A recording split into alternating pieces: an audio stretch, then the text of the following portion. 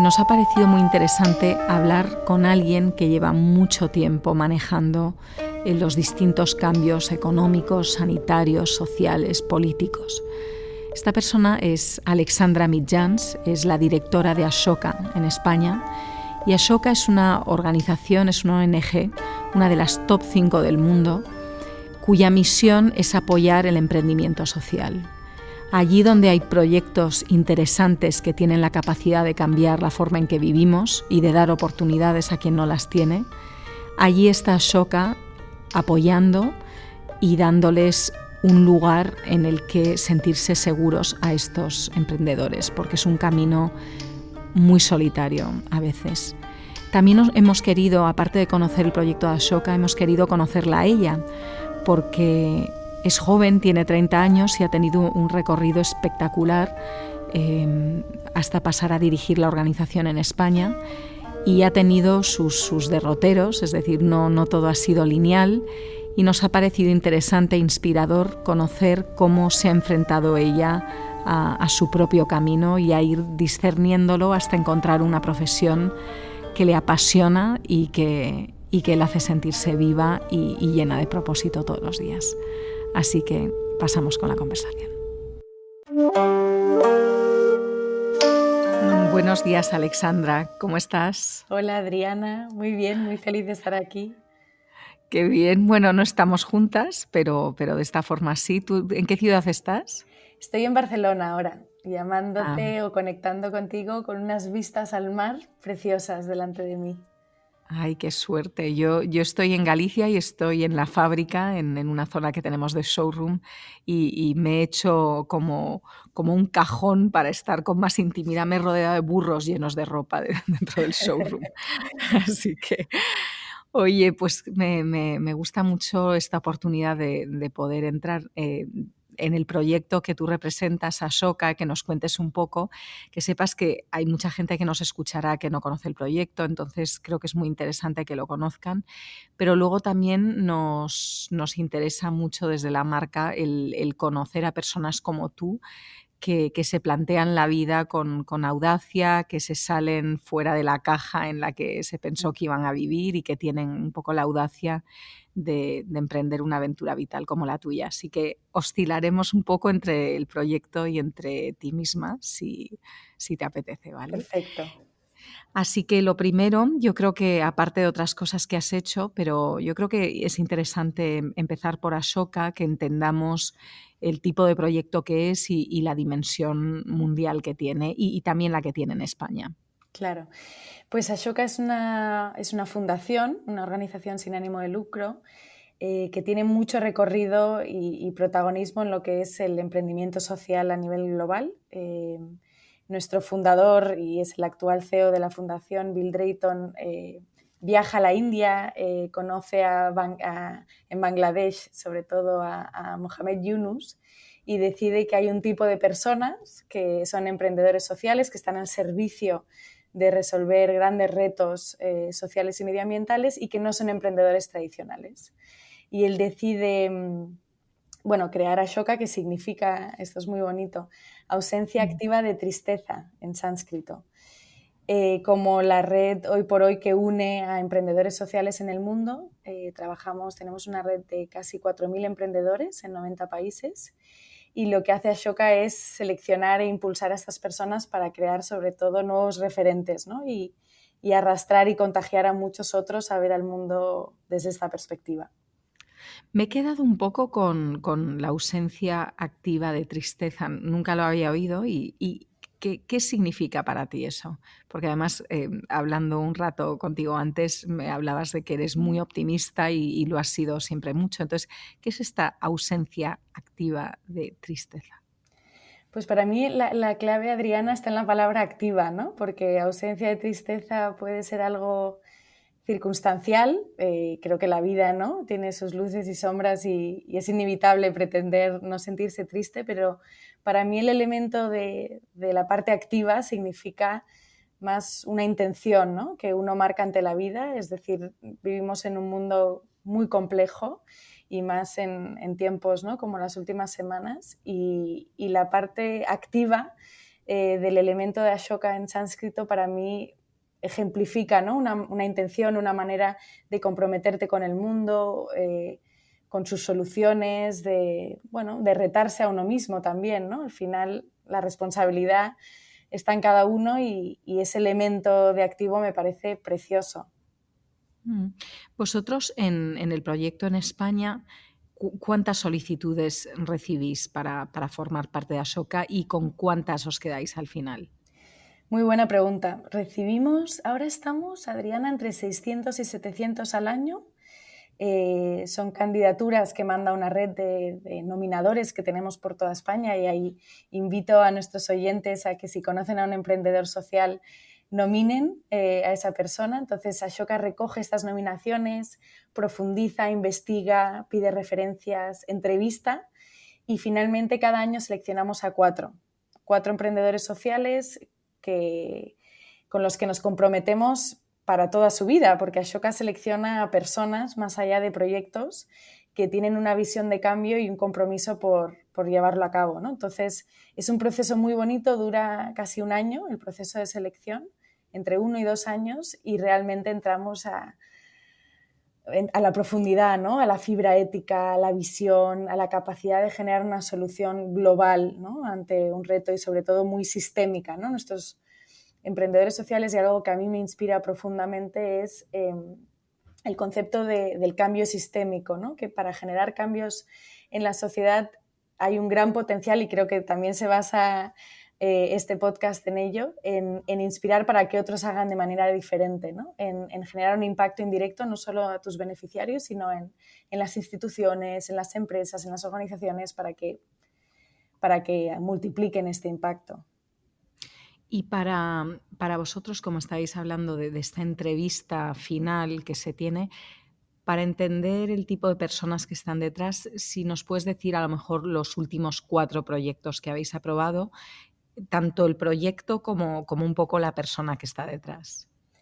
Pues mira, este año hemos seleccionado a los 4 emprendedores que se suman a la familia de 44 en España.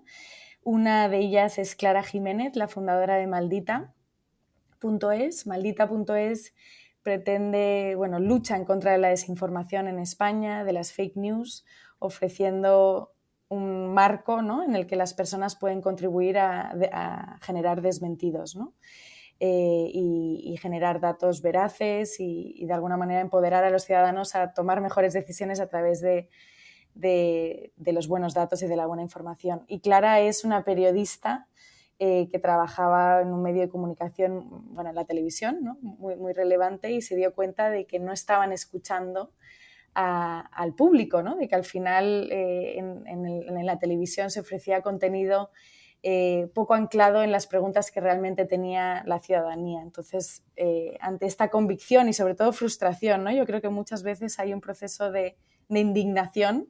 Nuestros emprendedores sociales no quieren ser emprendedores sociales, se hacen por accidente, y es precisamente por esa indignación, ¿no?, que deciden activarse, y eso es lo que a mí me parece verdaderamente contagiable, ¿no?, y al menos resuena mucho conmigo.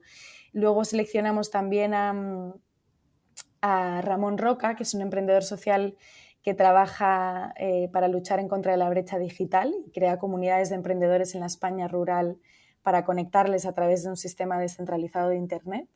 Y Ramón Roca, pues también, ¿no?, como Clara, es una persona muy comprometida con el medio rural, indignada con el hecho de que haya tantas personas en el mundo y en España que no tienen acceso a Internet y, por tanto, no tienen acceso, ¿no?, a las herramientas democráticas básicas. Y te puedo preguntar, en el caso de ¿él viene del medio rural o de dónde nace su sensibilidad? Él vive en Vic, en Cataluña, y se da cuenta a través de sus vecinos que hay muchas personas que no tienen acceso a Internet, ¿no? Entonces, ante un gesto o un entendimiento, ¿no?, tan casual de una gran problemática social, Ramón decide dejar su proyecto anterior y dedicarse en cuerpo y alma a lanzar Wifinet, ¿no?, que es su proyecto actual. Y lo mismo con Ricardo Martino, que es un pediatra de un hospital de Madrid y también indignado por la manera en la que los niños y las niñas se mueren en España. Nosotros no tenemos un sistema de paliativos para la infancia, nuestros paliativos están pensados para los adultos y Ricardo crea la Fundación Porque Viven para acompañar y revolucionar de alguna manera los cuidados paliativos en los niños, ¿no? y sobre todo en todo su entorno cercano. Proyecto precioso. Y finalmente seleccionamos a Rosa Almiray, que es una mujer fascinante que invito a nuestros oyentes que la investiguen.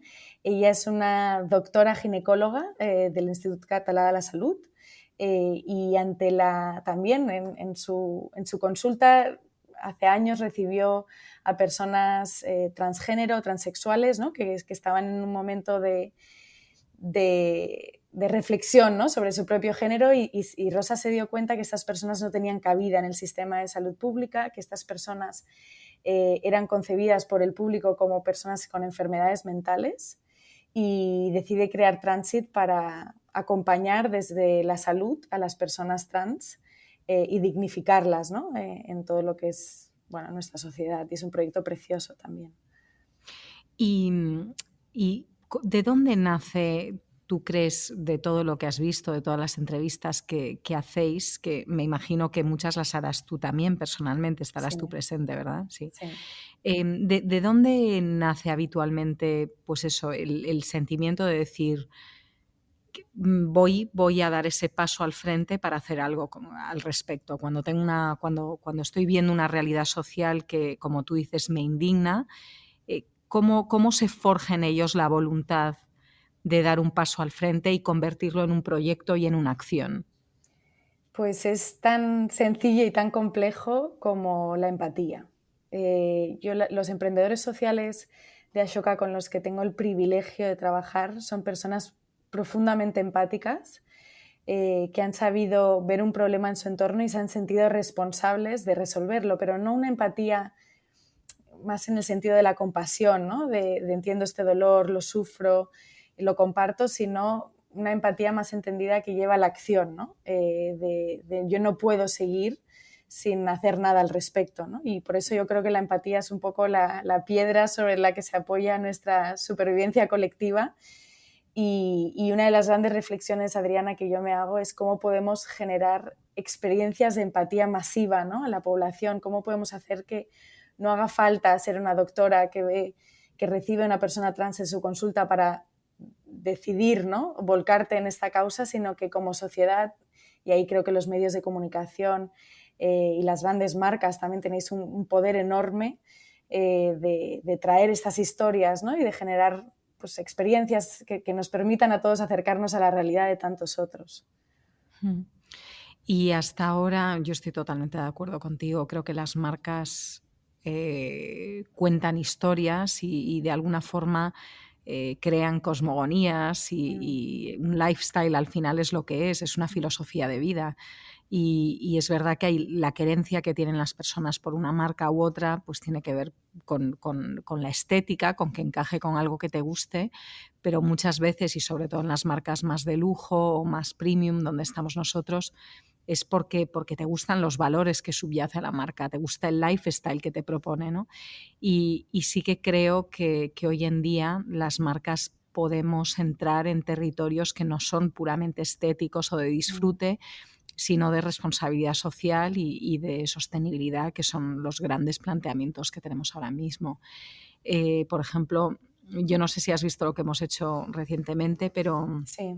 Hemos estado haciendo pues, campañas que cuestionan el modelo de consumo o cómo nos relacionamos con la moda ahora mismo, la cantidad de ropa que compramos, lo rápido que caduca, tanto a nivel estético como las calidades y todo esto, ¿no? Y podríamos no hacerlo porque es una... A mí me lo han preguntado mucho, me dicen, oye, esto es un poco arriesgado que hables en estos términos, pero yo creo que es importante. Yo creo que esta es la época de las empresas con propósito, sean empresas pues, como las con las que tú trabajas, que son emprendedores sociales o emprendedores de otro tipo, ¿no? Y por volver a lo que tú habías dicho, lo de cómo provocar esa empatía masiva. tú de momento, ¿cómo lo ves? Es decir, ¿qué crees? ¿Dónde está la sociedad? Y si hablamos de la sociedad española, con respecto a su sensibilidad hacia distintas áreas en las que tú trabajas. Pues yo creo que estamos en un momento, y antes has dicho, ¿no? Yo soy optimista y por tanto ya advierto, ¿no? De que tengo una versión muy optimista del futuro, a pesar de que hay días, por supuesto, que uno lo pone todo en duda, ¿no? Pero por lo general pienso que estamos en un momento en el que estamos ante una montaña con una pelota en la punta y la pelota puede caer hacia un lado o hacia otro, ¿no? En un lado está la distopía y en el otro lado está la utopía y creo que por eso es momento de responsabilizarse, ¿no? de empatizar, de conocer, es casi nuestra obligación, ¿no? Entender cuáles son los retos a los que nos enfrentamos. Parece que en los últimos meses o años casi que nos hemos preparado más para la distopía, ¿no? Para enfrentarnos a un confinamiento y a una situación tan dura y aceptar que eso era la realidad, que a un mundo más utópico, pero también creo, y como te decía antes, Adriana, que España es un país con mucha sensibilidad hacia las causas sociales. Somos uno de los países en Europa donde ante grandes emergencias humanitarias hay más movilización per cápita de personas que deciden activarse en la solución, ¿no? Aunque sean con contribuciones pequeñas. Y eso a mí me hace pensar, ¿no? que estamos en un momento y en un país muy especial para realmente cambiar el chip, ¿no? y ver de que, y creo que la crisis también nos ha traído eso, ¿no? El entender la responsabilidad que tenemos cada uno con la propagación de este virus nos ha ayudado de alguna manera a entender la responsabilidad que tenemos con el medio ambiente, la responsabilidad que tenemos con tantísimos otros retos, ¿no? Y como te decía antes, estamos ante una experiencia formativa espectacular para otros grandes retos que van a venir, ¿no? El reto medioambiental, el reto de la digitalización. Entonces espero y deseo que esta experiencia, estos meses, nos haya servido a todos para mentalizarnos, ¿no? Sobre el potencial y esa utopía, ¿no? Esa pelota que tenemos que hacer que caiga para el lado correcto. Pues sí, la verdad que estamos en un momento muy complejo. Yo desde el punto de vista de empresa es un momento de reinvención y yo para mí mi optimismo tiene mucho que ver con pensar que de las crisis se sale con innovación, ¿no? Entonces, en nuestro caso, pues que llevamos unos años regenerando la empresa de muchos años de complicaciones y ahora viene esto y bueno, teníamos 2 proyectos de innovación y decimos, pues ya está, pues por aquí salimos, ¿no? Pero qué importante es generar esa energía en uno mismo, en la fe de que puedes cambiar las cosas. Sé que también has tenido relación con un proyecto que se llama The Wellbeing Project y es un proyecto que si nos puedes contar un poco, pero tiene que ver con cuidar al emprendedor social para que precisamente su fuente de energía y su fuente de optimismo y de fuerza siga vivo para que con ella pueda alimentar el proyecto, ¿no? Entonces, ¿cómo funciona? Sí. ¿Cómo fue tu contacto con esta organización y en qué consiste? Pues mi contacto empieza cuando conozco a Aaron Pereira y a Sandrine Watrin, que son los dos emprendedores detrás de este proyecto precioso. Y fue un momento, como te decía, que me cambió la vida, ¿no? Porque entendí el potencial que hay de una nueva idea, de una idea innovadora en manos de una persona preparada, ¿no? De una persona comprometida con llevarla a cabo. Y esa fusión para mí es explosiva, ¿no? Y por eso estoy tan enamorada y comprometida con impulsar el emprendimiento social. El Wellbeing Project nace para demostrar cómo el bienestar individual y organizativo se puede cultivar y puede generar cambios sistémicos, ¿no? en su entorno. El sector, y creo que es relevante mucho más allá del sector del emprendimiento social, pero el test y los años iniciales del proyecto nacen porque en el sector social, y como te decía, los emprendedores sociales son personas muy empáticas, ¿no? Y en esa misión, ¿no? de resolver un reto social, uno se desgasta con muchísima facilidad. El trabajo que hacen estas personas es de ser verdaderamente héroes, aunque no me gusta verlos como héroes porque creo que que también los mitifica y los aleja y nos distancia, pero es un camino muy duro el que emprenden estas personas y muchas Te iba a veces... preguntar más específicamente, o sea, ¿dónde está el desgaste? ¿Cómo se ve? ¿Cómo llegan a ese burnout, ¿no? Esa quemazón. Pues mira, yo creo que se queman principalmente por la falta de límites, ¿no?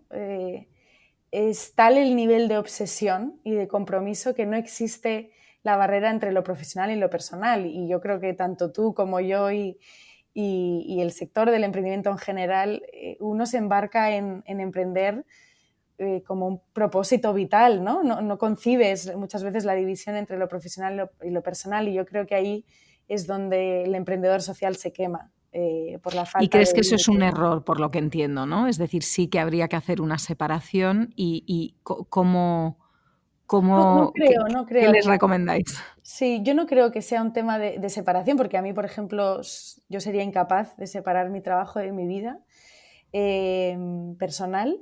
Yo creo que es traer conciencia, ¿no? De los límites de cada uno, entender que para hacer el bien tienes que estar bien. Es imposible crear cambios en tu entorno, sociales, empresariales, si tú no lo practicas en ti mismo antes, ¿no? Y esta empatía que tanto practican los emprendedores hacia afuera, no empatizan con ellos mismos, ¿no? Y entonces para mí hay un tema de sostenibilidad emocional casi, ¿no? De no voy a poner el tagline, la frase que define el Wellbeing Project es Well-being inspires well-doing, ¿no? Solo puedes hacer bien si estás bien. Y ese es el mensaje principal. ¿Y qué técnicas recomendáis para que estén bien? ¿Cuáles son esos límites? Bueno, yo creo que cada uno se embarca en un viaje de descubrir esos límites. El Wellbeing Project es una experiencia que dura 18 meses, en los que se lleva más de 100 líderes, emprendedores sociales, a través de diferentes técnicas, desde las constelaciones, desde todo tipo de psicoanálisis y psicoterapia, desde reflexiones espirituales de todo tipo. Se van a Esalen Institute, que es un instituto en Estados Unidos, pues líder, ¿no? en esas reflexiones. Entonces se les ofrece un espacio, que es un concepto que yo he aprendido a raíz de un pensador que se llama Parker Palmer, que habla de la importancia de crear espacios seguros, ¿no? Donde uno pueda compartir, donde uno pueda reflexionar y sacarse de alguna manera la careta, ¿no? del superhéroe, del gran emprendedor social, de la gran empresaria, y permitirte ser de alguna manera. Entonces el Wellbeing Project ofrece no solo esa experiencia, sino la investigación de qué significa llevar a 100 líderes en un proceso de reflexión así y el impacto que eso puede tener en su entorno, ¿no? En sus organizaciones, en sus movimientos. Muchas veces vemos en el sector social como las organizaciones no colaboran lo suficiente, ¿no? Y están muy enfocados en un ecosistema. Entonces el viaje es como pasar de un ecosistema a un ecosistema, ¿no? Nunca había oído esa palabra. Tiene todo el sentido, pero nunca la había oído, sistema. Sí. Y por ejemplo, un espacio seguro que yo creo que la mayor parte de la gente entiende es la familia o los amigos. ¿Qué suele suceder en el entorno del emprendimiento social? ¿Es más una vivencia individual? A lo mejor, como muchas de estas personas entiendo que están en otros países o en proyectos lejanos de estas estructuras. ¿Cómo es ese cuidarse, ese buscar un lugar seguro? ¿Qué otras opciones hay? Pues a nivel familiar, las malas noticias es que para muchos emprendedores sociales de Ashoka hay una gran tasa, ¿no? de divorcio, de personas que tienen el sueño de crear una familia y no lo logran. Y digo desgraciadamente porque en muchos casos no es lo deseado, ¿no? O sea, evidentemente cada uno es libre de hacer lo que quiera, pero creo que hay una fractura familiar y emocional que muchas veces acompaña esos procesos de cambio, y creo que esto no puede ser, ¿no? Y eso responde al hecho de lo poco reconocidos, los pocos recursos que existen para estas personas, el que verdaderamente están muy solos Y por eso creo que lo importante es acompañarles y desde luego he hecho de eso mi propósito vital para que no estén tan solos, ¿no?, en ese desierto, sino que puedan tener todo su sistema de apoyo, que puede ser desde luego más a nivel profesional, ¿no?, como es el que da Ashoka, pero puede ser y debería ser de su entorno, ¿no?, de sus amistades, de su familia. Son personas que están un poco missing out of place, ¿no? Están desaparecidas y muchas veces incomprendidas incluso por su entorno más cercano. Te iba a preguntar en qué consistía esa soledad, porque hablan, pues eso, que cuando estás en el pico, sí, pues en el pico de una montaña, si eres atleta o si eres empresario, lo mismo, o si eres alto directivo o artista, o si estás encima de un escenario y estás solo justo antes de actuar, hay una serie de profesiones que te ponen ahí en un lugar de un poco en el abismo, donde suceden cosas muy bonitas, pero también hay un enorme riesgo. Entonces, ¿qué tipo de soledad es la que tiene el emprendedor social? Y es una soledad de, pues eso, lo que tú acabas de decir, de incomprensión, de que tienen un proyecto y su entorno no lo ve, no lo valora, Sí. hasta que se manifiesta finalmente, o es otro tipo de soledad.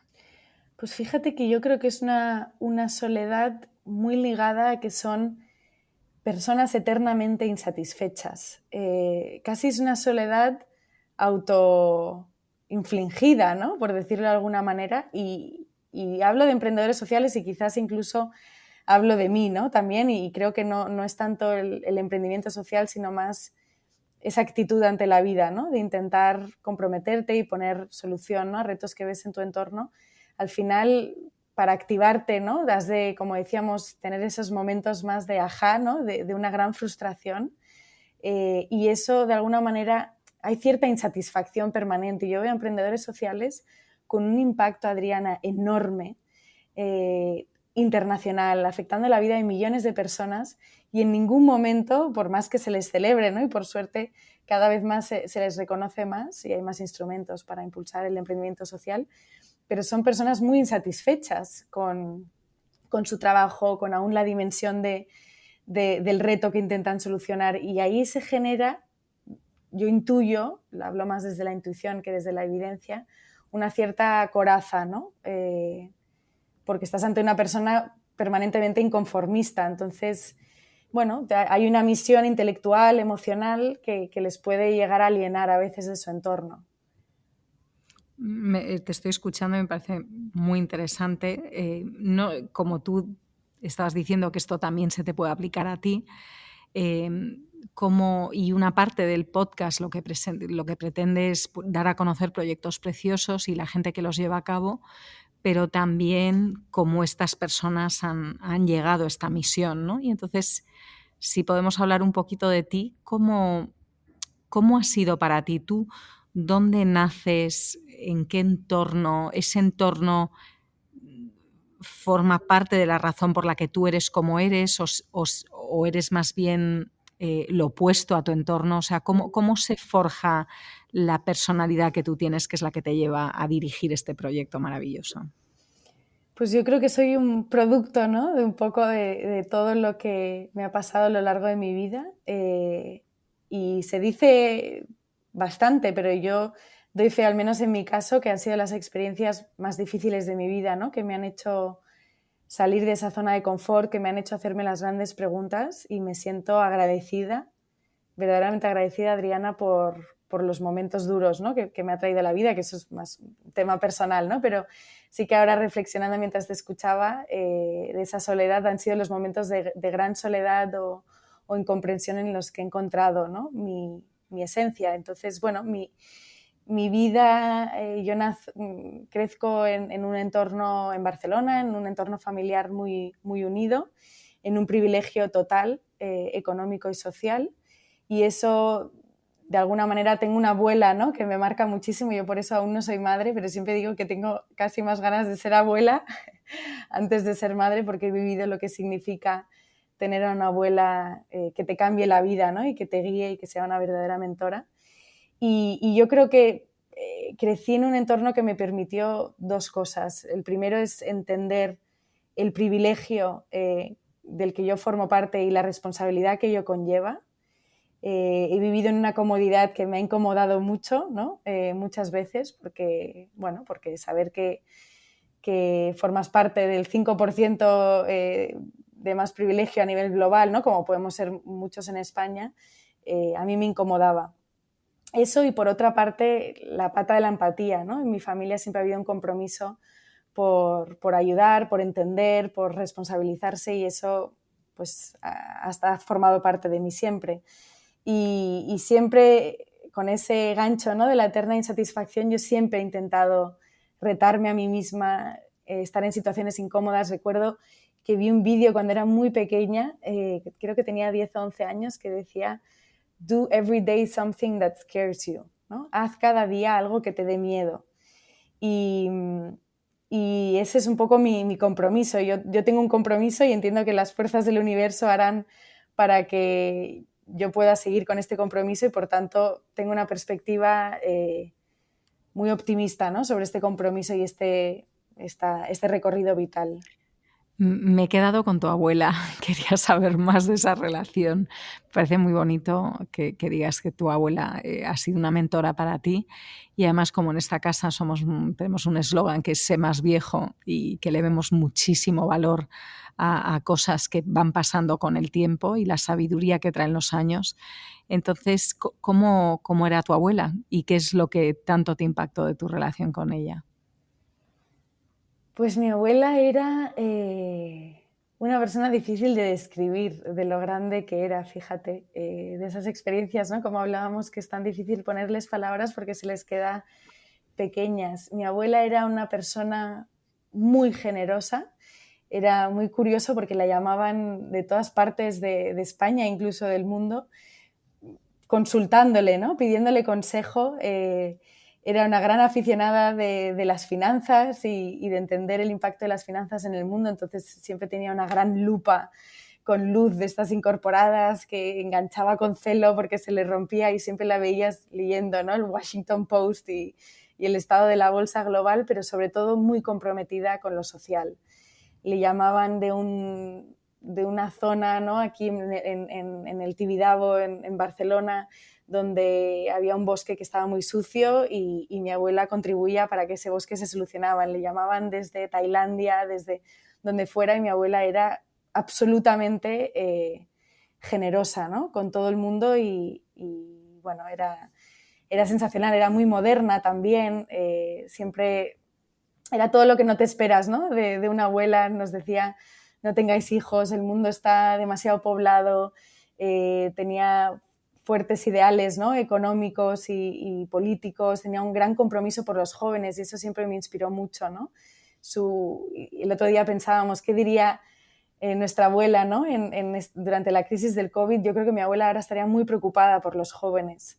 Y el mundo, ¿no?, que les toca vivir y que nos tocará vivir. Entonces, bueno, ha sido mi gran referente y pienso en ella todos los días.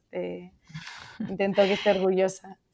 Sí, me parece tan importante la figura de modelo, ¿no? De cuando modelas a alguien, cuando tienes a alguien lo suficientemente cerca para que no sea un ídolo, pero que sí que te produce ese tipo de admiración. Yo creo que son grandes impulsores hacia el cambio, y me imagino, que no lo sé, pero me imagino que algunos de vuestros emprendedores sociales también tienen ese impacto en su entorno, sea a través de la gente que les conoce inmediatamente, o sea, de forma cercana, o a través de los medios.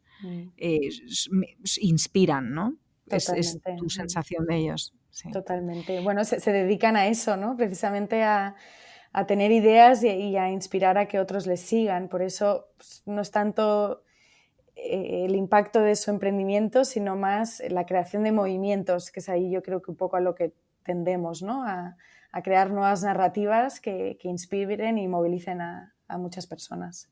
O sea, que digamos que tenéis dos partes. Una es hacer el trabajo, Exacto. o sea, que ellos hagan su trabajo de impacto social, y luego la otra parte, que es inspirar al cambio Exacto, sistémico. exacto. Es más la perspectiva del impacto directo y el indirecto, ¿no? Tú puedes tener un impacto directo e impactar la vida de 100.000 personas, con Maldita, por ejemplo, ¿no? Y la lucha en contra de la desinformación, pero el verdadero impacto del proyecto es cómo consigues transformar la narrativa en España acerca de la desinformación, ¿no? Y las fake news y crear cambios legislativos, cambios de mentalidad. Ahí es donde realmente la idea es poderosa y universal. ¿Y encuentras algún cambio entre hombres y mujeres que emprendan este camino? Pues el emprendimiento social es, sorprendentemente, Adriana, hay mucha más igualdad de género de lo que lo hay en el emprendimiento tradicional. El 45% de nuestra red son mujeres y no te sé decir la cifra, ahora no recuerdo la cifra del emprendimiento tradicional, pero no me sorprendería que fuera inferior al 20%. Pero me refiero más a nivel de carácter, es decir, ¿se notan diferencias en esto que tú has dicho, el cansancio, se cansan más unos que otros, se aíslan más unos que otros o no tiene nada que ver con el género? En el emprendimiento social no tanto. Las únicas dos diferencias que vemos es que hay tantas emprendedoras sociales, y por eso te comentaba lo de los porcentajes, por un tema de la empatía.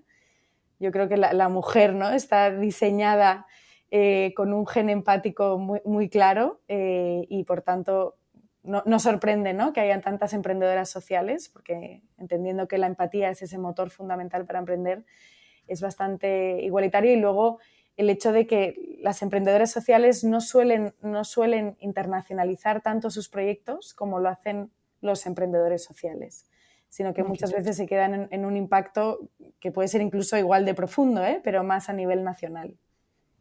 Qué interesante. Y volviendo a ti, entonces tú estás en Barcelona, tienes esta familia y esta abuela que te inspira, y de ahí, ¿cómo haces tu recorrido hasta llegar a Ashoka? Pues desde ahí tengo, exacto, estas experiencias. A los 15 años decido irme a estudiar al extranjero y abrirme un poco al mundo y renunciar a esta comodidad, ¿no?, que te comentaba que me incomodaba bastante. Siempre me ha incomodado el privilegio. Es algo, bueno, supongo que ahí está mi insatisfacción, ¿no?, y mi sentido de responsabilidad. Y ahí es donde, bueno, voy a vivir a Inglaterra, estoy 3 años, hago la universidad en España y tengo una experiencia trabajando en India, en la embajada de España durante unos meses, y me doy cuenta de lo que significa el gigante de Asia, ¿no? Y sentía, siempre lo recuerdo, ¿no?, estar trabajando y sentir Asia emergiendo en mis pies. Era una sensación totalmente explosiva, ¿no?, para mí. Y en ese momento me enamoro de Asia, estudio el máster en Singapur y me mudo a Bangkok para trabajar en Coca-Cola, donde teníamos la sede del sudeste asiático. Y ahí, como te comentaba, tuve la oportunidad de abrir nuevos mercados, de trabajar en Laos y en Birmania, y en poder lanzar, ¿no?, una marca tan relevante como es Coca-Cola, anclada en valores tan importantes para mí, ¿no?, sobre la plenitud, la familia, la felicidad, en países totalmente nuevos. Y ahí un día doy con Ashoka, a través de un vídeo en YouTube, empiezo a refugiarme y a encontrar momentos de soledad en los que empiezo a ver vídeos de emprendedores sociales de Ashoka, y eso, pues yo creo que es el segundo momento de inflexión de mi vida, ¿no? Y vuelvo a España, me voy a vivir a Madrid también trabajando con Coca-Cola, y en ese momento conozco a Aaron Pereira, al emprendedor fundador de Wellbeing Project, y decido dejar mi carrera corporativa y entregarme totalmente al sector, ayudándole a lanzar el proyecto. Y en ese momento, pues después de un año precioso, ¿no?, de contribuir, dar mi granito al proyecto, ya entro en Ashoka, y esto fue hace 4 años, para quedarme totalmente impregnada, ¿no?, y enamorada de lo que es la misión de Ashoka, y por eso me sorprende, ¿no?, que seguir en la organización, porque, como te decía, tengo esta eterna insatisfacción y cada día me gusta más mi trabajo, ¿no? Entonces estoy muy fascinada aún con este recorrido y con tener el privilegio de trabajar en esta organización. O sea, que estás en shock de no estar insatisfecha, de que te Claro, guste tu espero, trabajo. claro, estoy esperando el momento, ¿no? De venga, el siguiente paso, el siguiente, y no hay siguiente, porque cada día es un siguiente en mi trabajo y independientemente de Ashoka, ¿no? Yo creo que el emprendimiento y en este caso social, ¿no? El vivir esta crisis, por ejemplo, del COVID desde la perspectiva de las soluciones, de la posibilidad, del potencial, es un chute de adrenalina, ¿no? Diario, entonces Y estoy... sin que se te suban los colores, ¿cómo crees, o sea, qué crees que ha sido lo que habita en ti para que hayas tenido este ascenso tan meteórico dentro de Ashoka? Porque llegaste, al poco tiempo te mandan a Barcelona a abrir la oficina y luego te conviertes en directora de toda España. Entonces, ¿qué crees que aportas tú al proyecto? ¿Qué hay en tu personalidad que ha hecho que la organización confíe tanto en ti? Buena pregunta. Difícil. Yo creo que, bueno, hay una parte de autenticidad, de que yo en Ashoka y con nuestros aliados y en la red en general intento ser realmente yo, ¿no? Con todo lo que ello conlleva, con los altos y los bajos y crear un entorno y un equipo que dé ese espacio seguro, ¿no? Para que todos seamos como somos, ¿no? Luego también creo que uno de los grandes viajes en mi vida ha sido el viaje de la meditación y el de profundizar en reflexiones o en experiencias espirituales que me han permitido vivir más anclada en el presente, ¿no? Y todo esto se dice fácil y es muy difícil, ¿no? Realmente estoy en una lucha permanente, ¿no? De no futurizar y vivir en el presente, pero al menos tengo ese compromiso que yo creo que hace, que me permite, ¿no? Liderar una organización muy sana. Tenemos un equipo y unas relaciones internas e incluso externamente muy, muy sinceras, muy auténticas, muy unidas al propósito vital de cada uno. Se siente más como una familia que como un trabajo, ¿no? Y sí, y yo creo que también, de alguna manera, y fíjate, esto no tengo una idea clara y lo comparto a modo de duda y reflexión. A mí hay un poeta místico que se llama Rumi, que me ha Sí, me impactado encanta. mucho siempre. Y habla de la vida, ¿no? Y de cómo te va trayendo a veces esas experiencias que necesitas versus uno ir a buscar esas experiencias, ¿no? Y yo he sido siempre una persona muy, muy ambiciosa, con planes, que quería tener más impacto y lograr estar en esta edad, en este lugar. Y gracias a esos golpes, ¿no? que me dio la vida y que nos da a todos, he ido entendiendo que la vida también tiene un plan para mí, ¿no? Y por tanto estoy al servicio de este plan. No me hace menos, por así decirlo, no me hace perder foco, no me hace perder responsabilidad, pero sí que creo que bailo más, ¿no? Con lo que la vida me trae, con la dificultad que también supone trabajar en Ashoka, ¿no? En un contexto también tan difícil como el COVID. No quiero decir que sea fácil, pero quiero decir que me he vuelto más resiliente con la vida, con las dificultades, con la realidad, el trabajar la aceptación de lo que es y por tanto Te construir a entiendo partir de ahí. perfectamente porque realmente para nosotros cuando insistimos tanto en ser más viejo, al final es eso, es que con la edad vienen cosas maravillosas, que es Mm, entender la vida muchísimo mejor. A mm, mí me encanta, y si quieres un poco por ir terminando, me encanta una frase de Vittorio Gassman, un actor italiano, que decía, eh, la vida es el ensayo general y para cuando ya te lo sabes, se acabó. Es decir, no hay función.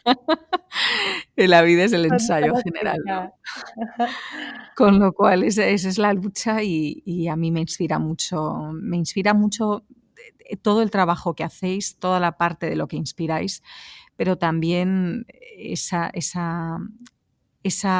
recorrido interno que tenéis que tener todos los que formáis parte de estos proyectos para no perecer, ¿no? Bajo el enorme peso que supone llevar adelante lo que es una visión, porque al final una visión es lo que todavía no está manifestado. Entonces, Mm, eso provoca mucha soledad, requiere mucha fuerza, porque no todo el mundo ve lo mismo y entonces todos vemos lo mismo cuando ya está, pero cuando y ni con esas, porque luego está el mundo de la perspectiva y todos lo vemos diferente también, pero bueno. Totalmente, por eso Oye, ahí la importancia del viaje interior, ¿no? Que tiene que ir viajando al mismo tiempo del exterior y lo fácil es desequilibrar esa balanza, ¿no? Y hablábamos de los límites, pero mientras haya un equilibrio siempre entre el viaje y el compromiso exterior con uno hacia adentro, yo creo que es donde se hace sostenible, ¿no? En el tiempo. Pues me encanta que digas esto porque la sostenibilidad tenemos que conseguir ese viaje hacia afuera, pero también hacia adentro, como tú estás diciendo, porque si no tenemos ese equilibrio interior, pues al final no podemos hacer las cosas bien hacia afuera.